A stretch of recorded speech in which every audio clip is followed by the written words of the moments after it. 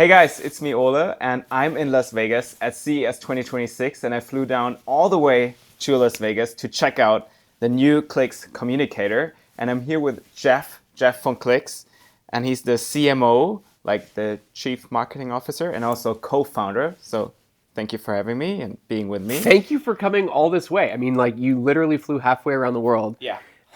We appreciate the dedication, and welcome to CES. Welcome to Vegas. Thank you. Yeah.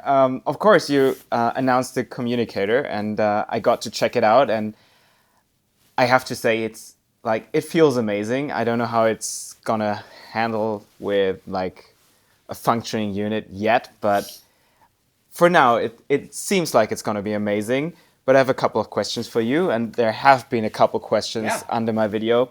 So, but at first, why did you create the communicator?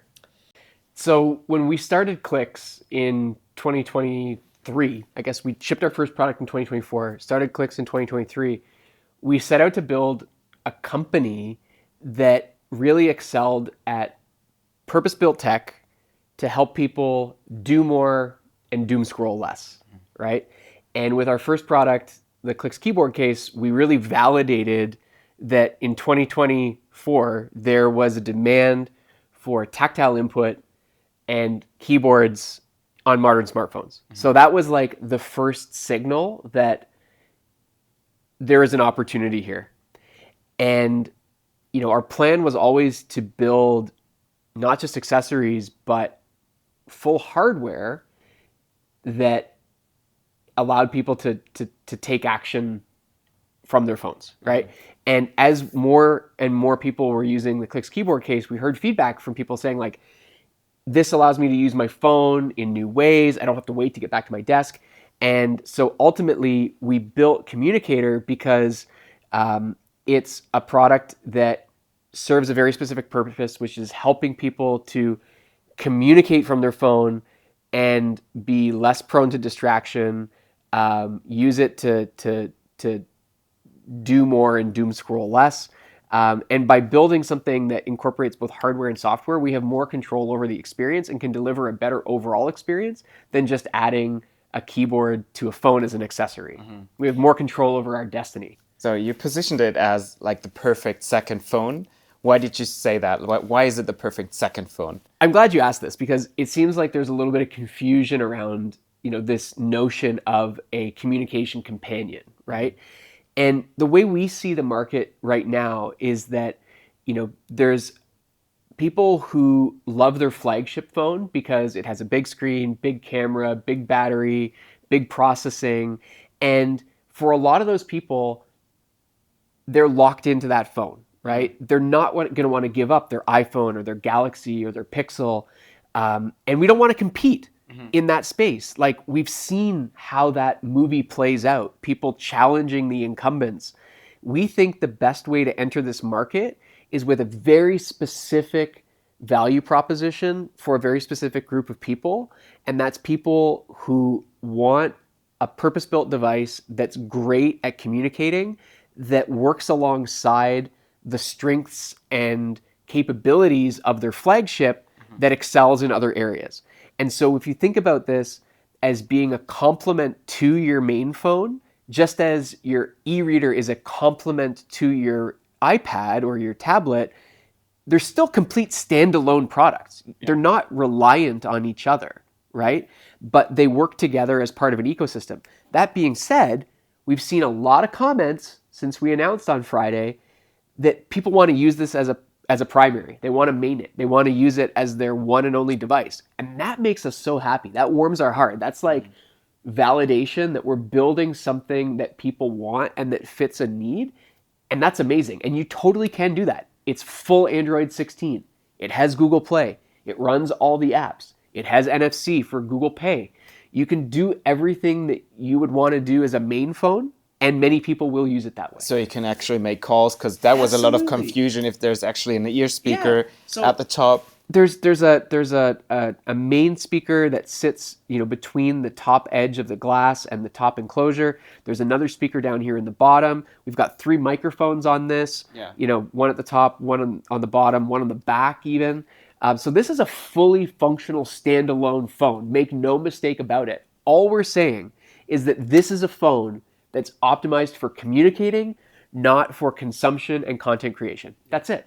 Because a lot of people said, like, I can't see an ear speaker. It's very, very subtle on top of the When display. you Yeah. when you actually get up close to it, like you Close can up. see Yeah, it, you right? can see it. Yeah. It's there. It's absolutely there. Yeah. Okay, so if you compare this to other QWERTY devices that have come out in the last 2 years, maybe, what makes the communicator different? What makes it maybe better than the other phones? Look, we're really glad that there's been interest in the QWERTY space, and that also helped to validate that there's an opportunity here. But nobody has the same level of experience in building QWERTY phones than we do, or the passion for that matter, right? And so what we've tried to do is build the absolute best modern communication phone on the market, hands down, period. And so I think there's certain things, from a design perspective, working with somebody like Joseph Hofer and Hofer Studios, who was instrumental in building some of the most beloved QWERTY phones like the Bold 9900, the Bold 9000, the Passport, the Classic. This oozes DNA of QWERTY, but modernized for like the current times, right? And how does that manifest? Well, we've been able to pack all of that into an optimized form factor. So compared to some of the other QWERTYs on the market, this is far more pocketable. I think it feels optimal in your hand. And then beyond that, we really tried to design an entire experience. So from day one, we said, if we're going to do this, we need to do more than just put a QWERTY on Android. And that's where things like the partnership with Niagara Launcher come in, where things like adding the prompt key to provide voice input along with typing input, giving you more choice with interchangeable back covers, 3.5 millimeter headphone jack, expandable SD card storage. Like, we've really tried to go above and beyond to build something that people are going to love and want to use. Yeah, I feel like it like when I first saw it, I feel like it doesn't seem like a project or like a small project. It seems like the real deal. So you talked about Niagara Launcher or Yes. Niagara Launcher, or however you want to call it. How do you actually how is it different from the standard launcher that you can download from Niagara? Yeah, so first off, the team at Niagara is amazing, right?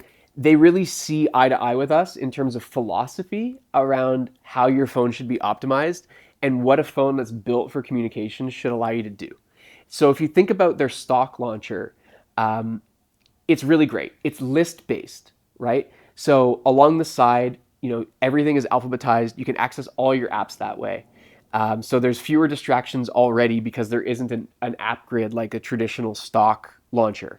But then what they've done is allowed you to identify apps as favorites and then curate the notifications from those apps right on the home screen. So you don't have to go into the message center or notification center or the app grid to review your apps.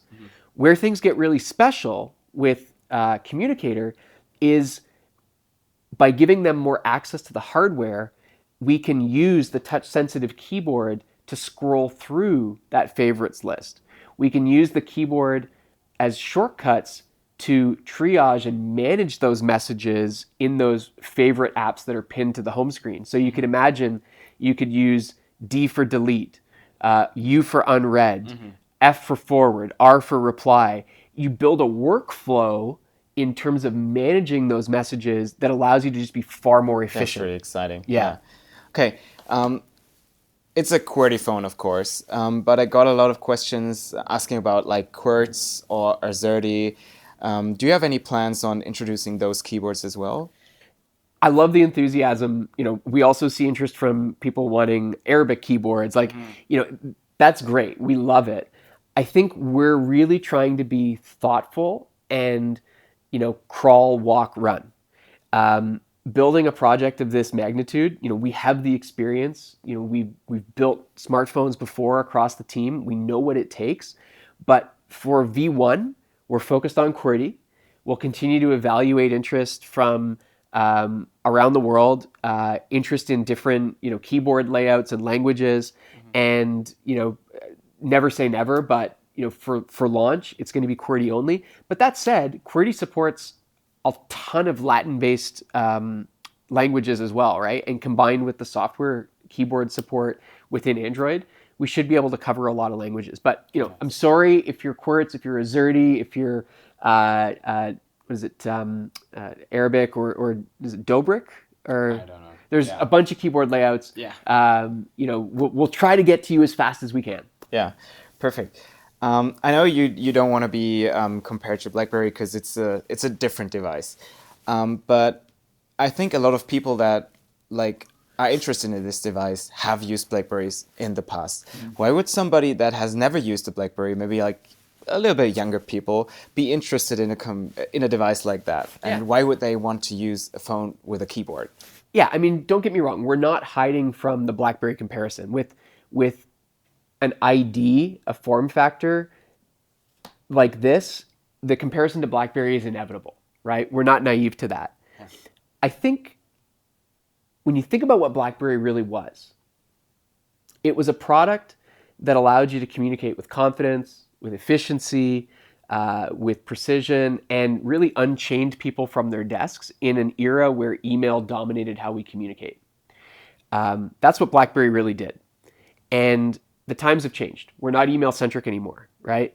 We're messaging apps, we're DMs, we're social media, and now more than ever, people need help distinguishing the signal from the noise, what actually matters versus all the other stuff clamoring for our attention. So I think there is a new generation of people who find themselves struggling to absorb and manage all of the things that are coming at them on a daily basis.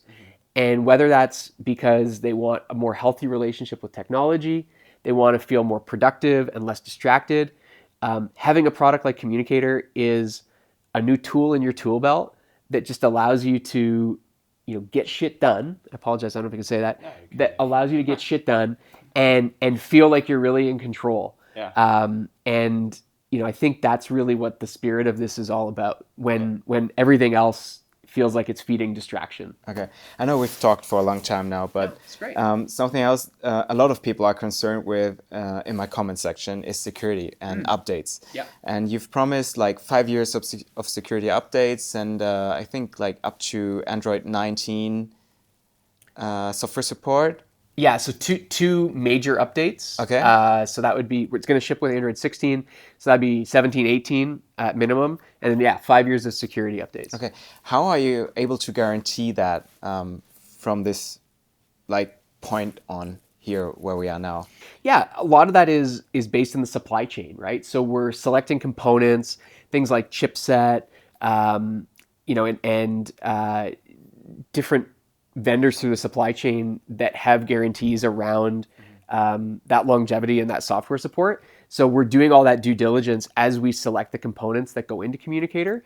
So we have a high confidence interval around that kind of scalability and extensibility. And of course, our goal is to make something that's got as much longevity as possible to it.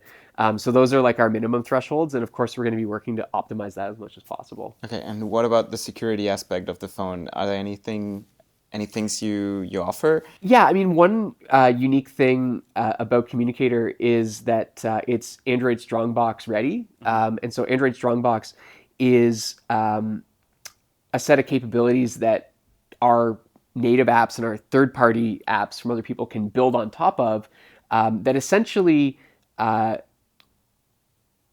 ring-fence the data from Android. So things that are saved in Android Strongbox, using that key mint or that API, aren't accessible to Android at all. So you could think about putting encryption keys in there, or digital identification, or things like that, things that you want to really protect and not give access to Android, and so it gets encrypted going in and out of that space, so that Android doesn't have access to it. Okay, last question. Sure. When will we be able to hold it in our hands? A working one. It's a great question. I mean, I think it's really important that people understand where we're at in the process. So the models that you have, these are appearance models that are meant to like give you a sense of the size, the weight, the feel in hand. But it actually goes beyond that. So these models, they actually have the real displays in them. They actually have, the real keys, the real switches, the real 3.5 millimeter headphone jack. So this isn't just like a concept car at a car show that may or may not ever come to fruition. There's a lot of the engineering work that's been done. And what we wanted to make sure before we announce this to the world is that all the mechanical engineering due diligence had been completed. So we're confident in this form factor. We're confident in what we're promising. Now we're working on the internals, the printed circuit boards, the components. And so there's still a lot of work to be done, obviously on the UX too. We're on track to start shipping later this year. It's going to be like second half of this year, but beyond that, it's really difficult to give you a specific time frame at this point because we don't want to disappoint anyone. Yeah, so, sure. The great news is now that we've announced this and we've shared it with the world, we're able to build in public and be more open with updates. And so our commitment is to try to provide regular updates to the community and to reservation holders as we get closer and closer to launch. All right. Thank you so much. Thank you. Thanks for coming. I hope you enjoy your first CES. Yeah, it's I'm jet lagged as hell, but I love it. Okay. Have a good time. See ya. Bonus question. Bonus maybe. question. Yes. I read a question regarding that Strongbox. Yeah. If you'd be able to install maybe something like Graphene OS on Communicator. It's an interesting one. Obviously, a lot of people, especially those who came from BlackBerry, are very security minded, very security conscious. Yeah. That would be a big undertaking. I think right now we think the best way to bring this product to market is with Android. It doesn't preclude us from exploring things in the future, but our focus right now is getting this V1 out the door, getting a lot of support and validation from the community, just like we got validation on the Clicks keyboard case. And from there, we've got a pretty exciting roadmap and a comprehensive strategy for where to take this. So you never know. All right.